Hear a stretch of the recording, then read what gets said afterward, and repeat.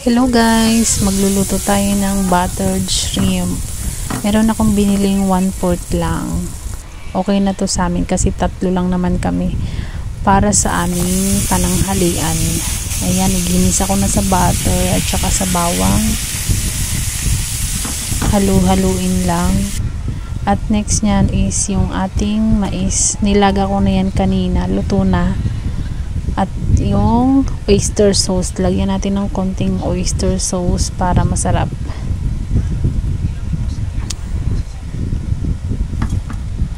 Haluin lang natin at isusunod natin ang Sprite, pampalasa. Ayan. Bahala guys kung gaano karaming ilalagay nyo. Haluin lang natin at pakuluan. Sarap yun. Gustong gusto ni Kulot ito. Ang kanyang paboritong buttered shrimp.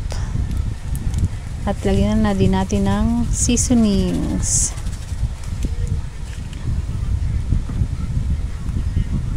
Haluin lang natin para lumasa sa mga shrimp.